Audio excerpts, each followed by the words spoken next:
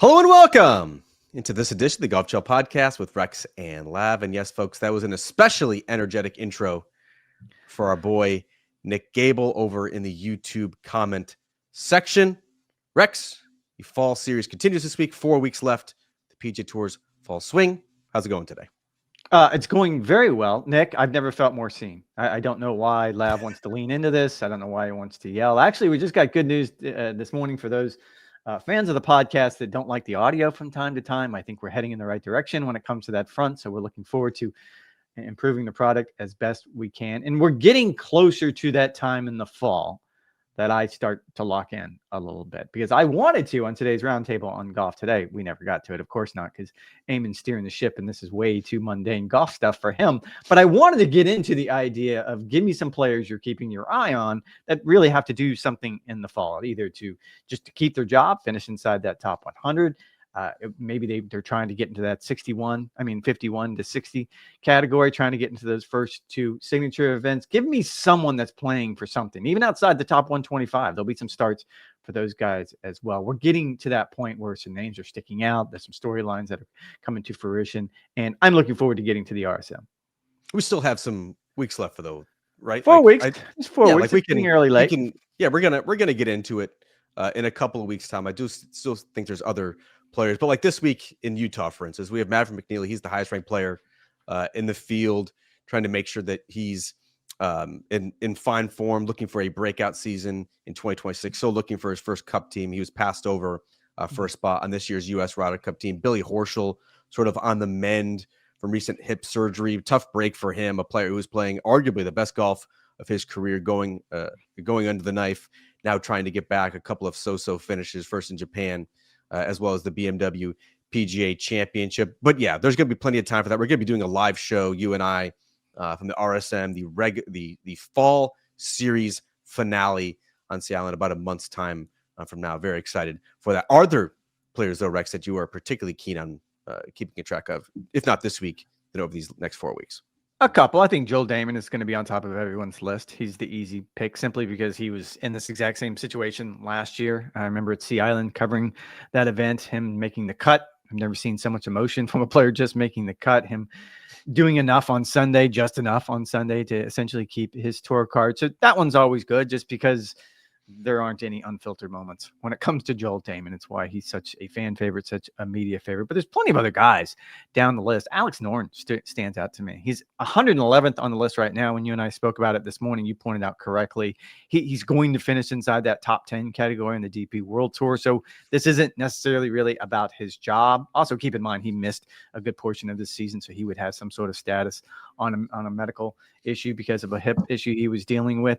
But when I spoke with him at the Ryder Cup, he was one of Luke Donald's brilliant vice captains. And I sort of just in passing asked, you're going to play any in the fall? His response to me shocked me a little bit. He said, I'm playing everything in the fall. And I was like, well, what do you mean? And there was some European tour starts that most European tour players that play both the PGA Tour and across the pond, they use this time of year to essentially get their minimums, try to make sure their numbers are good so they can maintain that status. You have the postseason coming up for the DP World Tour as well. But he pointed out he really wants to try to get inside that top 51 to 60, which essentially gets you into those first two signature events next year. He has seen it now. There is a body of work. We know what it means to be on the outside of that number and to be on the inside of that number. Now, he does have a bit of a get out of jail free card early in the season because he's right now inside the top 30 in the world ranking. So that would give him access. But I think every little bit when it comes to a player like Alex Noren, who plays a lot, he's going to play a lot. And I mean, he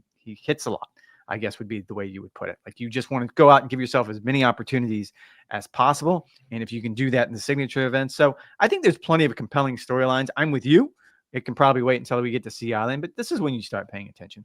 Yeah, there's certainly something for everybody, whether it's trying to get to the signature events at 51 through 60, whether it's trying to keep your job with the top 100, whether it's guys like Billy Horschel who are on the mend, whether it's guys like Max Homa, who does not have to worry about his PGA Tour status, but is just trying to find something. And Max Homa, I believe, a pair of top 20 finishes so far in the fall, trying to keep that momentum going. You look at the guys, if you finish 101 to 125, they are going to have conditional status on the PGA Tour for 2026.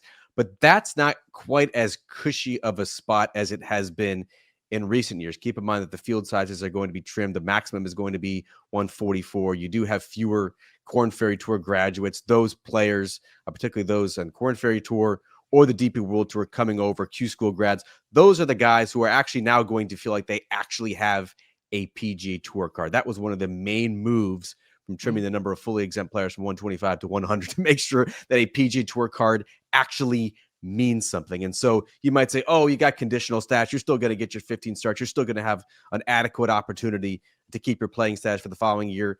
I think that is sort of an open question as we sit here in late October, what that actually is going to get you. And if you're only getting, let's say, a half dozen starts on the PGA Tour, all of a sudden you're piecemealing a schedule with the Korn Ferry Tour, and it gets messy pretty quickly.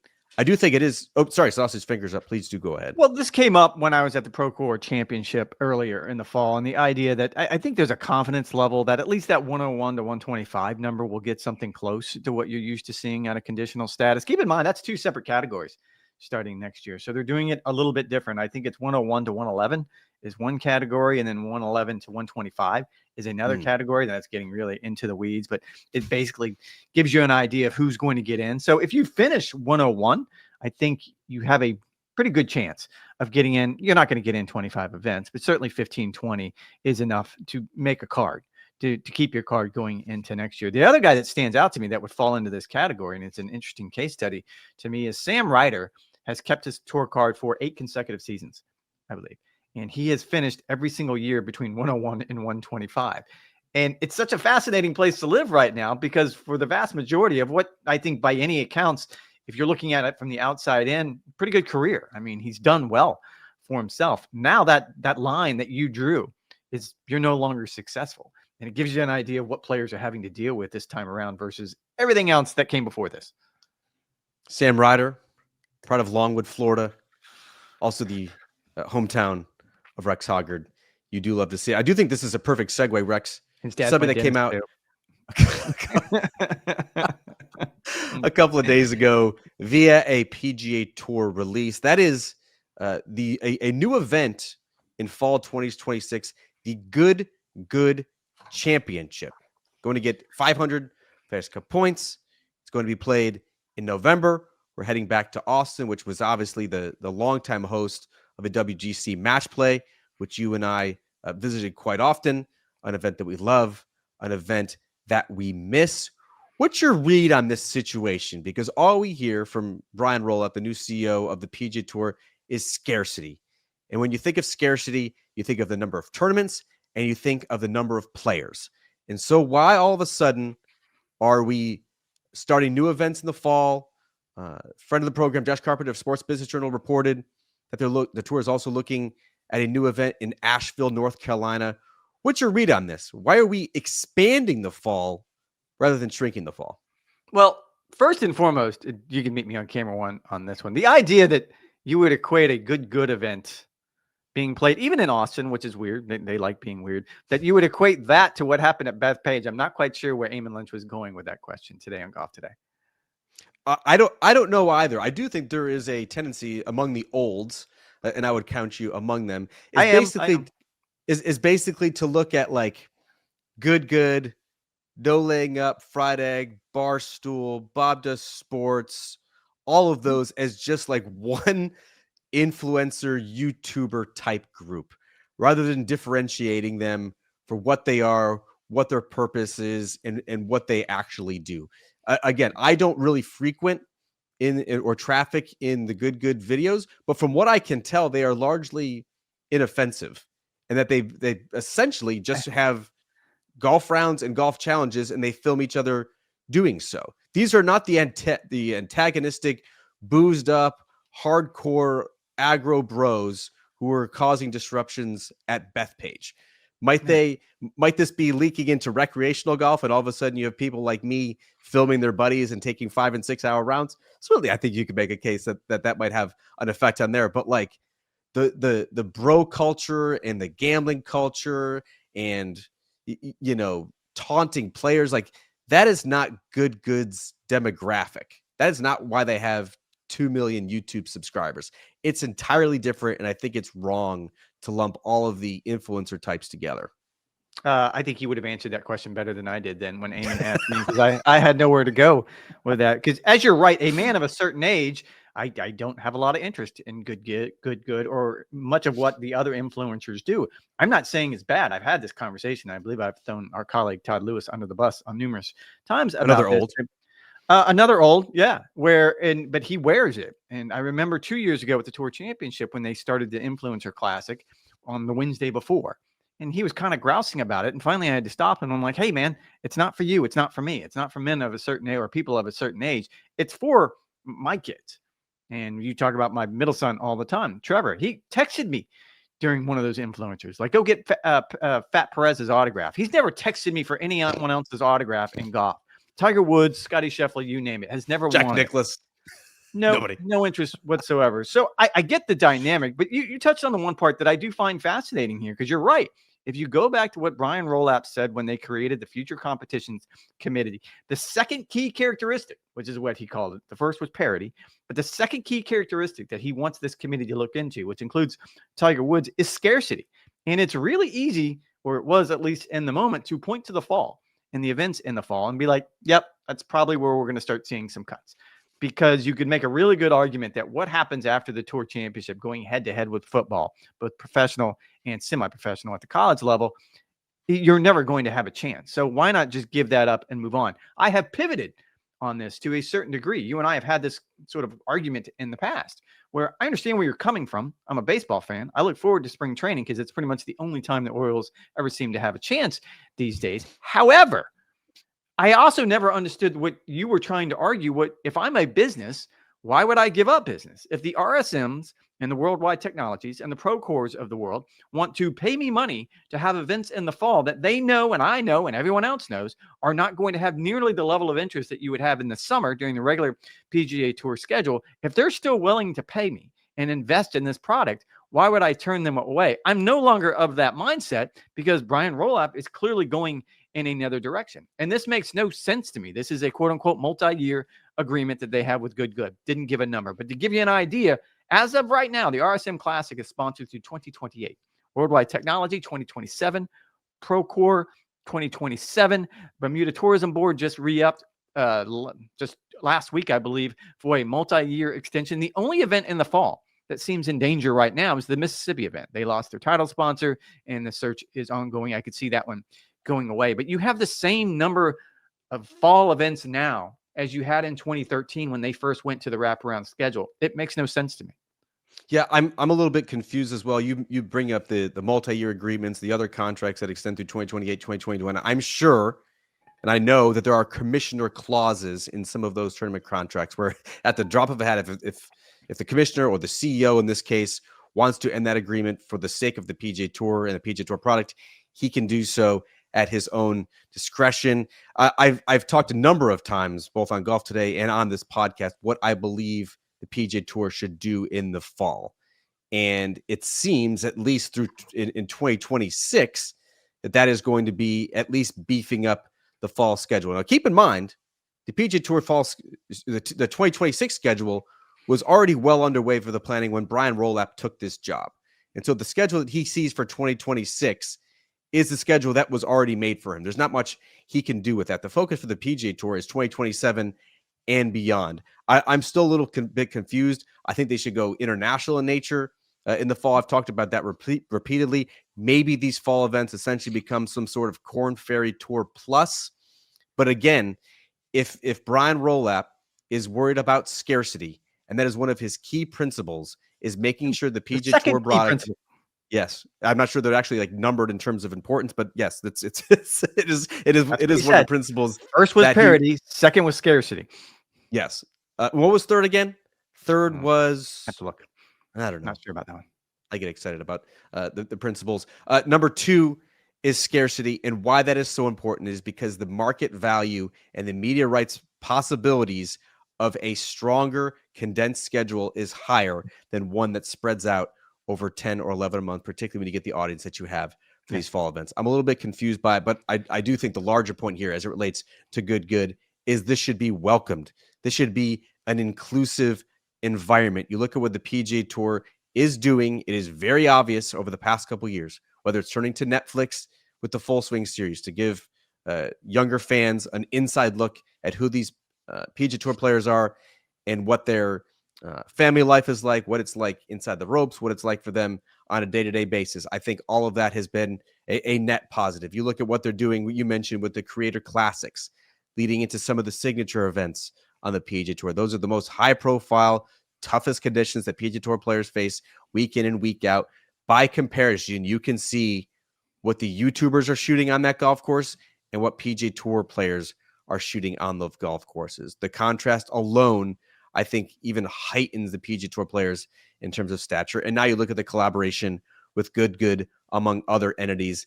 I just argued on Golf Today, there are two ways to expand the reach if you were the PGA Tour. One is to go more global in nature, as we talked about potential in the fall. And second is to tap in to this younger audience. If having a PGA Tour event, and again, we're talking about a fall event that's probably going to have a purse of $6 or $7 million. If you're talking about bringing in good for a PGA Tour sponsorship, if that can help tap into a younger audience, it is a no-brainer for the PGA Tour, and good on them for actually doing it. One other bit of news, Rex, that came out over the past couple of days, and this, you really had to scour the internet for this one, but this was from a media day for the Travelers Championship, which, yes, Keegan Bradley did win the Travelers Championship. Not sure why they're having a media day. What is this, 6 months after the tournament? No, less than that, 4 months after the tournament. But regardless, Keegan Bradley, in what is his first public appearance since the loss to the Europeans in late September at Bethpage Black, said this about the U.S. Ryder Cup captaincy. Really? Quote, "You win, it's glory for a lifetime. You lose, it's going to have to sit with me for the rest of his life. There's no part of me that thinks I'll ever get over this." He said this continually, "This effing event has been so brutal to me. I don't know if I want to play." Quickly corrected himself. "No, I do. It's such a weird thing to love something so much that just doesn't give you anything." Is Keegan Bradley taking this too hard? Is this what you expected? Is this, as our resident conspiracy theorist Eamon Lynch posited, just drumming up interest for what is sure to be another episode on Full Swing to drop in early 2026? What do you think? Maybe. I'm with you when he was asked about it. The idea it'd be a really good episode. I will tune in. I'll watch it. I would be curious. I can't wait. No, I think everything that comes out of Keegan at this point, and even before we got to this point, was genuine when it comes to the Ryder Cup. The emotion, this is not manufactured. This isn't for the sake of trying to drum up interest in a show on Netflix or anything else. He is tortured when it comes to this event. He was tortured going into this event. He was put in the impossible position of, you should be playing. Like, you and I have disagreed a little bit on this, but you can make a really good argument. He was one of the top 12 Americans heading into Bethpage, and he made the right choice. He made, in my mind, was the only choice. If you're ever going to captain, this was going to be your opportunity. And he knew, he talked about it at this press conference this week as well, the idea that I couldn't do both. He could not captain and play. I think that everyone's come around to that idea. And he actually added credence to the idea, saying that I was exhausted on Friday night. I can't imagine what it would have possibly been like trying to sit down in my hotel room with the vice captains, trying to figure out what the game plan was for Saturday to try to turn this thing around. You have to have sympathy for this man, or empathy, because no one's ever been through it before because of the situation he was put in. I think it's all genuine, and I don't think he ever fully recovers from this. This said, I had a chance at the Ryder Cup to walk down some fairways with Corey Pavin and Tom Lehman. And here were two captains that also took really bad losses. Both of those were overseas, a little bit different, but they also took really bad losses. They've moved on. Their lives continue. I think as Keegan gets further and further away from Bethpage, it won't be at the front of mind. Right now, it's still very fresh. He's still reading headlines. And you brought up on the Golf Today hit, and I wanted to try to correct you. Davis Love actually won a Ryder Cup at home after he lost a Ryder Cup at home. So that's the unique position when it comes to Davis, where he has seen it from both sides. And I have sat down and had long conversations with Davis about do you hate losing more than you love winning? And he sort of acknowledged that, yes. In that situation, it's so much worse to lose than whatever it is you gain from winning. The comp I was trying to make is that Davis Love had a team, the Americans in 2012, that was favored at home, had all of the built-in advantages, and he squandered what was at the time a record-tying advantage heading in to Sunday singles. Like, I'd be very curious to know, does Davis Love think about that every day? Does Davis Love think about that No, every month? And no, not every certainly, day. and certainly the winning 4 years later at Hazeltine is helpful for that and helping solve some of what ails him. But the sting of losing a home Ryder Cup in the fashion that they did is going to stick with him. I'm with you. It certainly hurts right now for Keegan Bradley. I do certainly think this is genuine. This is not some sort of, attempt at image building or trying to garner sympathy to have fans be kinder to him when he returns to the PGA Tour in 2026. I do not think that is the case at all. To me, it just sort of underscores what is the modern Ryder Cup, where if you win, you are feted like a king. Look at Luke Donald. He could do no wrong. They might run him back in 2027. He would certainly be a prohibitive favorite at that time. He's talked about, along with Tony Jacklin, as the greatest Ryder Cup captains ever, like all well-deserved. And if you lose, particularly if you lose at home, then you did some moronic things. You made some mistakes. You don't deserve another chance. You should be nowhere near another Ryder Cup. I don't necessarily believe that that is the case either. And I certainly think Keegan deserves some sort of empathy / sympathy because, again, he didn't ask for this. He was a backup captain who had no experience. Any other U.S. captain probably puts him on that team. And now he's going to be 41 years old when the next Ryder Cup is played at Dare Manor in 2027. Hard not to feel for him in this case. All right, before we get out. Oh, sorry. Go ahead.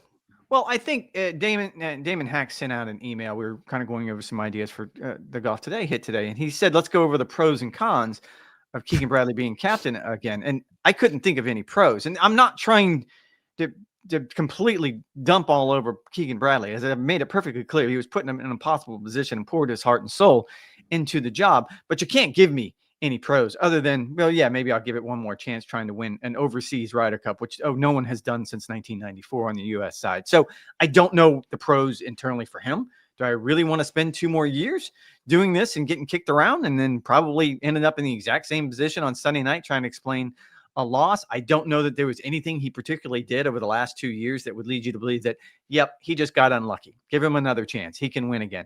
I don't see, there's plenty of cons. I don't see any pros. I'd much rather him be a player on that team than a captain.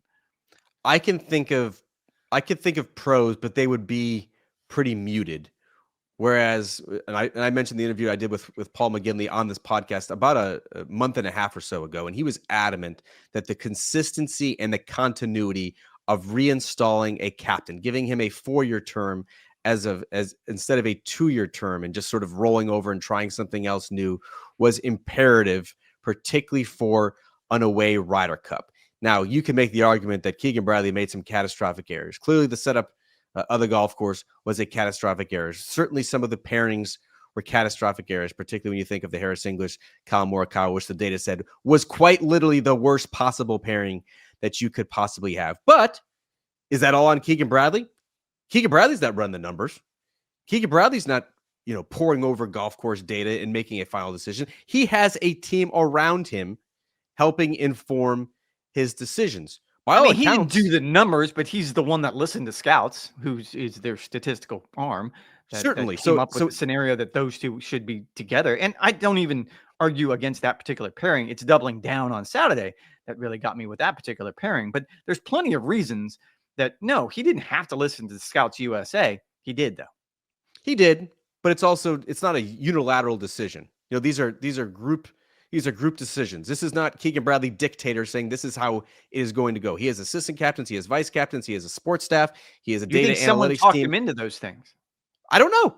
I don't know, but I do know that U.S. Ryder Cup captaincies are not dictatorships, and not Keegan Bradley saying this is how it should go. If you remember back to his press conference as a losing Ryder Cup team, keep in mind he said that went against his instincts, having the setup the way it did, but he still went with it. I don't know if it's peer pressure or whatever, but if he could put a better team around him, who knows? It could be a little bit different. So in other words, the continuity, the consistency, in theory, you learn from your mistakes. In theory, there is some adaptability. In theory, you would have a longer runway of time for plannings. In theory, you could adopt a couple of the things that Paul McGinley was adamant about, if not just reinstalling the captains, but also tweaking the qualifying criteria, more heavily weighting for the top players, trying to limit the number of rookies or first-timers who could potentially make the team, knowing how difficult it is for first-timers and rookies to play in road Ryder Cups, implementing a scouting trip a week or so ahead of time, just as the Europeans did, very successfully taking that 2-day scouting trip to Bethpage Black. These are all things that conceivably you could see Team USA running it back and trying to do, even in what was a losing effort. Now, that would involve a couple of things, wouldn't it, Rex? I think it would involve certainly a different data team, a different support team for Keegan Bradley. But I think most importantly, it would have to involve buy-in from Keegan Bradley, who called the aftermath of this one of the most difficult times of his career. He certainly endured a difficult captaincy in 2025, managing his playing responsibilities as well as the captainship. And so if you could somehow get buy-in from Keegan Bradley to want to do it again, which I don't know that he necessarily does. And if you listen to him, it doesn't sound like he's in any position to want to do it right now, but who knows? When this decision is likely made in January, February, first quarter of 2026, maybe he feels differently. Maybe he's more motivated. Maybe he's angered. Maybe he wants another shot at redemption. Right now, it's hard to see it, but I do think there is potentially a path forward for Keegan Bradley if he wants it. This effing event. That's his words, not mine. This effing event. Does that sound? He's tortured. He's tortured. He was definition of unrequited love. Like, why would you do this? And let's keep in mind, this is not a beloved coach of your college football program, which if it hasn't been fired, he's probably going to be fired based on the landscape right now in the NCAA. This isn't one of your coaches getting fired, where of course someone wants the job at Florida after Billy Napier got fired because it's a high profile program and you get paid a lot of money. Even if you're Billy Napier and you get let go, they continue to keep paying you money. That's not the case for the captain of the Ryder Cup teams. They're not paid. He's doing this pro bono work and he's torturing himself. He's dedicating his life to it. And he probably hurt his career to some degree in the long term because of the energy he had to put into this. Now, I want him part of the process. I'm not sitting here saying that Keegan Bradley doesn't have something he can bring to the table. And my guess is there have been multiple meetings between he and the PGA of America and the committee looking ahead. Who's next? What can we do different? Let's try to continue to refine this and fix this chip. Of course, he's going to be involved in that. But I think there's only really one outlier when it comes to, I don't think he should do it again. I don't think he should be asked to do it again. But if it comes down to one person's decision, it's Tiger. Tiger Woods is going to be the captain in 2 years if he wants that job. Everything points to it and makes total sense. Again, we have no proof that Tiger Woods would be a really good U.S. Ryder Cup captain. I mean, you're right. We can think that he would be because of his tactical nature, because of his strategy. Keep in mind, he was a playing captain of the 2019 U.S. President's Cup team, a team that had lost only once in that competition. They had to stage a final day rally, fueled, of course, by Tiger Woods himself as a player. Otherwise, that could have been an embarrassing loss as well. I do think there is at least the storybook potential for closure. Here's a player, Keegan Bradley, who was part of that 2012 collapse. He memorably sat out, remember, on that Saturday afternoon with Phil Mickelson, despite being red hot. Flash forward to 2014. He was the player who lost his match, which ended up being the winning point for the Europeans. And now he is the losing Ryder Cup captain, the first time the U.S. has lost on home soil since 2012. So maybe right now he's stinging. Right now he's hurting. I'd be very curious to see how he feels in early 2026. Is all of a sudden he hell-bent on revenge? If Tiger Woods doesn't want it, I think you could do worse than bringing back Keegan Bradley. He certainly seems to have the respect and appreciation of the players on the team, which again, for these sort of competitions is half the battle. I don't know the upside for either Keegan or the PGA of America. Probably true, but there's all downside. Europe is going to be heavy favorites. They're probably going to have a better roster. They're going to be on home soil. Probably the U.S. again. Like the U.S. hasn't won on foreign soil since 1993. Oh, three. And so it's going to be very interesting to see what they do. Something tells me, Rex, this is not the last time we're going to touch on this topic. All right, that is going to do it for this edition of the Golf Show Podcast with Rex and Lav. As a reminder, golfchannel.com has relaunched. It's back. It's beautiful and it's glorious. Make sure to check out all of our content there. Thanks for listening. Thanks for the support. We'll talk to you guys next week.